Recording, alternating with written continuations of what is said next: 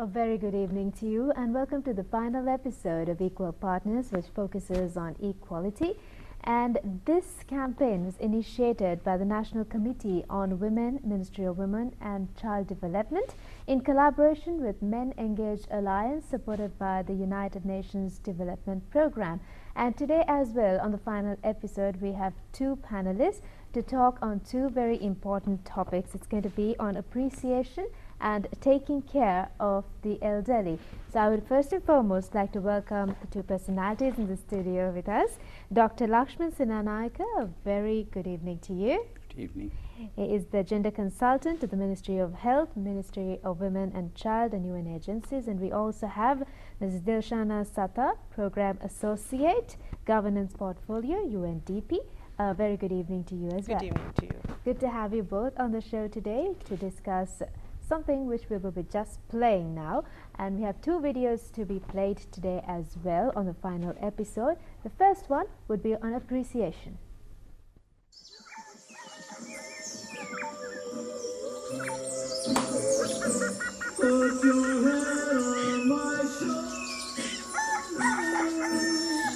Once upon a time, there was a beautiful village in which there was a newly wed couple. One day, they were enjoying their time with each other when the following conversation took place. Nirmala, shall we make a polos curry today? Might be difficult to find since it's a dry season, no? But let me see if I can find some baby jackfruit from somewhere. Wanting to please her husband's craving, Nirmala went all across the town until she found what she was looking for. She wanted to surprise her husband with the dish, so she decided to make it extra tasty today before she served it to the table. Wow, it looks like you have cooked a polos curry today. Where did you manage to find it from? Now that is a secret. If I can't manage to give you something like polos curry out of love, then there is no use, no? As the husband was starting to eat, she waited patiently, eagerly expecting high praise for the tasty dish she has made for him. But the husband did utter a word or appreciate the wife's effort even after he had finished the meal. So what happened in the end? After the wife handed over a cloth for the husband to wipe his hand on after he had finished eating, he said, Nirmala, you know, my mother used to make a polos curry. Wow, it's still the best I've ever tasted. How suitable was it for him to praise someone else's cooking after all the effort his wife had put in just to make him happy? This made Nirmala sad, but she did not say anything to him. Imagine, if the husband had appreciated her efforts at that time, this would have made her feel extremely happy. Whilst husbands tell their wives of the different food they would like to eat, the effort wives put into providing them with that food is hardly appreciated or acknowledged. The amount of times husbands would go to the kitchen and share the duties of cooking with their wives are minimal. Let's make it a habit to appreciate one another in our family life. While the husband should appreciate the efforts of a wife, she too must appreciate the efforts of her husband.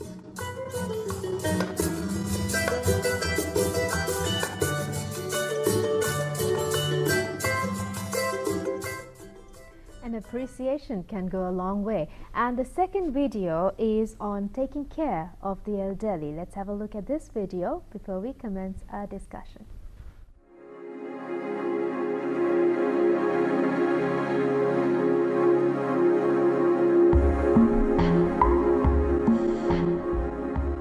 These are my elderly parents. They are very old now. I have heard that in families with elderly parents, it's always a woman that has to bear the work of caring for them. I have observed this a lot in the society. Even though this may be the case, this doesn't mean that I avoid the responsibility of taking care of my elderly parents. There are several reasons as to why all medical, sanitary and caregiving roles are carried out by women majority of the time. It's because we think women are more thoughtful, nurturing and caring by nature. But from experience, I know that we humans have all these characterizations. As men, there are circumstances when we don't express such sentiments and don't address the need to take care of others as women do. As a man, and especially as a human, I take steps to take care of my mother and father. If I am being honest, it brings me happiness as well. Just because they are my wife parents, that doesn't mean that I treat them any differently. I do not think that only my wife should take care of them. I'm always concerned about their well-being and try to look after them to the best of my ability. At times, I clean, bathe and feed them as well, and take them along with us to religious events. This is what makes them happy. I'm really proud as a loving man, husband and father, I'm able to be an example to my children by taking care of the elders in our family and showing them that it should be done irrespective of gender. Taking care of elderly people is something that I do with joy. We must all take steps to care for the elderly in our family without only leaving this up to the wives. As a man and a loving husband, always show them kindness and care.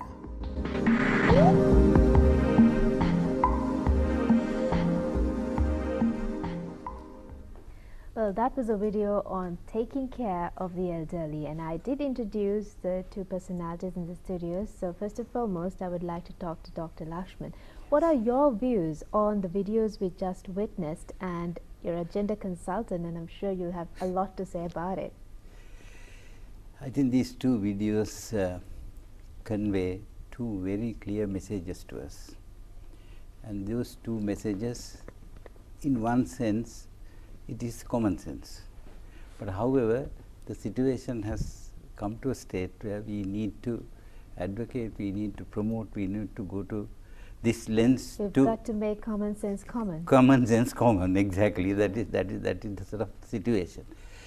Talking about appreciation, it is almost a normal thing. When you go to the shop, you get into the bus, you thank the other person for that service. That comes normal. But unfortunately, when it comes to a relationship, it doesn't seem to happen that well, or at least not at all, if so. Taken for granted? Taken for granted. I think that is the business of gender, in a patriarchal society like ours. It tends to take for granted that the wife should please the husband. I mean, so what? It is what is expected. That's where it stands. So I think it is time for us to realize that for a healthy relationship, there are a number of things that should be incorporated. One of the key things is appreciating what the other person contributes, or what the other person's role in the relationship. So it is very important when one person, whether it is the husband or the wife or the man or the woman, it doesn't matter. It is a mutual relationship. It is in that relationship, if one person does something or something, I think it is absolutely essential to appreciate that, because appreciation generates a lot of other emotions after that. It is not a simple word of saying thank you. Oh, I am thrilled about him saying thank you. It goes way beyond that. It generates lots and lots of trust. It generates lots of confidence in the person that I am able to fulfill. That is what is very, very necessary for the person, and most of all, it generates love. So which is terribly important. So I think it is very important, and it is not essential that the way you display your appreciation is unique to that particular relationship. They will build up their wavelength in such a way that they will know how to convey, but main thing is to convey. The principle is what is more important rather than using a couple of words. And what about your view on these videos as a mother and a lady, a woman as well? What is your take on the videos we just watched? Yes, so let me take it from Dr. Lakshman. So going straight away, if I may talk about the video, Well, the video talks about a young couple, and the husband is asking the wife to prepare something, and the wife takes so much of care and lovingly she prepares the food that he wanted. But it was noted that the husband took so much of pride in thanking his mother, but he realized very little that he should have, well, no harm, your mother, you go and say thank you and appreciate your mother's cooking, but still for all, say that what the wife's cooking was good because she went into such an extent to prepare it. So having said that, I would like to tell you, like within my family, my husband helps me. Actually, I am from a mixed marriage. So some people would have thought that, okay, this mixed marriage, you know, the husband might, you know, go on his own path and I might have to do all the household work and things.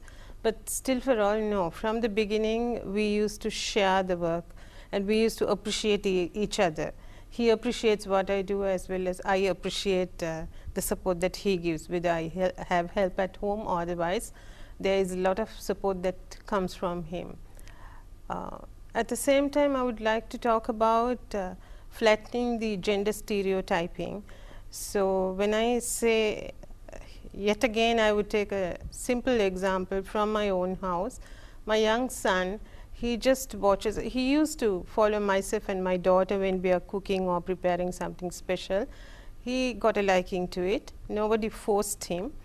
So and nor did we ever stop him even. And today he turns out superb dishes, and of course for that we appreciate him. Then again, I can always talk about, you know, sharing. So this is a common thing where like anyone and everyone should be, you know, sharing their roles and responsibilities nowadays within a family, within friends, whatever possible, to give some support so that, you know, one person is not overburdened. I mean, you know, a lot of women also go to work nowadays. So they find it a little bit difficult sometimes to, you know, manage office work as well as manage the household chores as well as children, whether they are small or big, it doesn't make a difference, they are children still.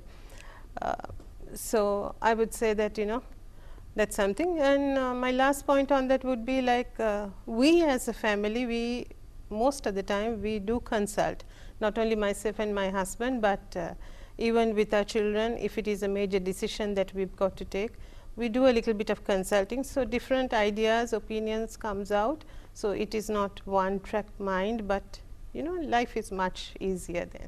It's not so complicated, No. but we are the ones who make it complicated. Exactly. And the next, the other video was on taking care of the elderly. So there's also another stereotype when it comes to this topic, where if it's an elderly man, it's always the son who has to look after. If it's an elderly woman, it's always the daughter who has to look after. So what about families who don't have sons and daughters both? That video also brings out an issue of caring for elderly, which is very much gender biased, and where the gender plays a major role. This has become more important for a number of reasons. One, the aging population has become more and more, and we tend to live a little longer than we are supposed to live or whatever. Thanks to the health system. Yeah, thanks to many things, one of them being the health services.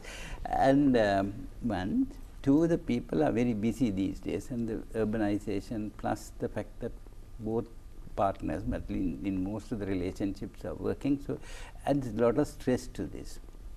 But again, the common sense should prevail that it should be simply a matter of sharing where the need is and where the capabilities are, where the time is available. That those simple things should be the determinants on this. But unfortunately, again, the gender attitudes, attitudes essentially of the society makes it the responsibility of the female to look after the sick and the elderly. Whether it is sick or whether it is elderly, whether it is even the child, particularly the elderly, it comes on the roll. Even the female will have to do the work, go for work, come back and do this, as well as this, while other person may be relatively free, simply because it is her duty. That is what is expected.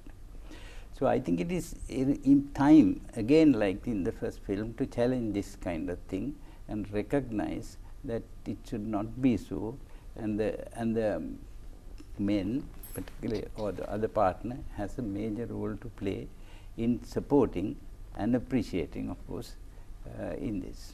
Doctor, this takes us back to the first few videos we played in this series of videos we've been featuring on Equal Partners, about labeling the son as a loving son and the father as a loving father, because obviously they do have love in them and emotions in them, and I think it's just that now it's very comfortable to let the woman do everything.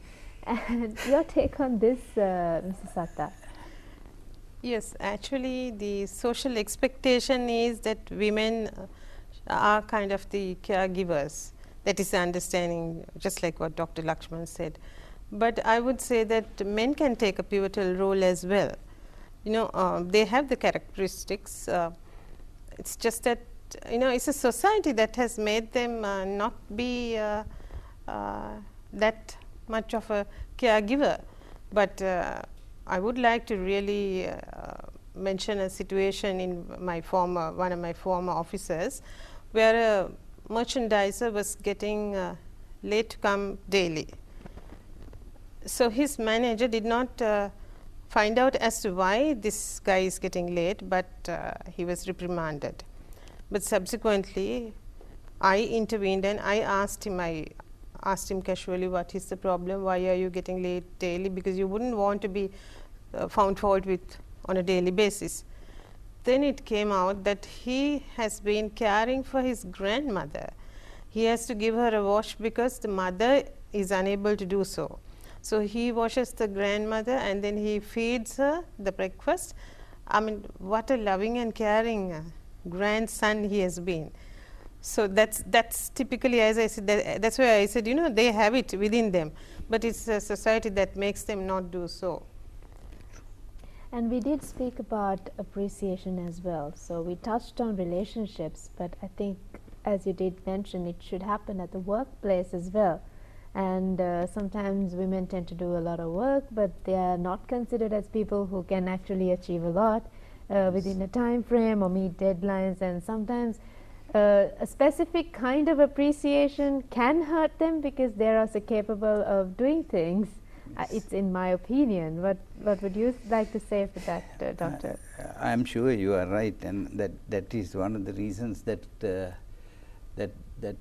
sort of hinders whatever you call a development in the country at a national level, at local level, at individual level. So it is, unfortunately, the recognition for this kind of concept is not as much as it desires.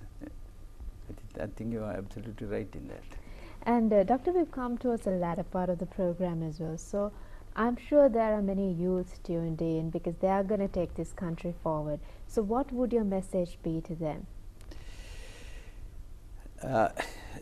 Essentially, in simple terms, healthy relationship is very, very important, and the two things that we have brought up today at the discussions are key things. Having them in a relationship is very important. That will help the relationship to go forward, but at the same time I must add a little bit of a kind of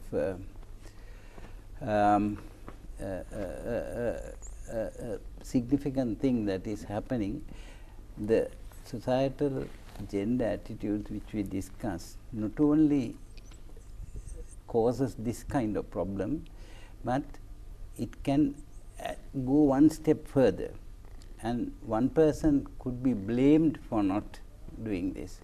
One person would be scolded for not doing, not pleasing, not looking after the thing.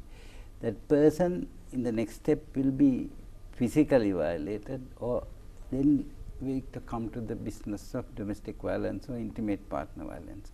So these two key factors are very important in in our list of things that we should do to prevent domestic violence or intimate partner violence, or even a violence in a simple environment and a friendly relationship between a girlfriend and a boyfriend kind of thing. Exactly. Even those things are sort of hindered, and violence is such common thing in this at this time.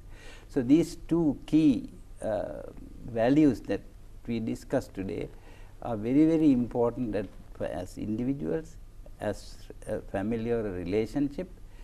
It goes on to the community and obviously the national level. Exactly.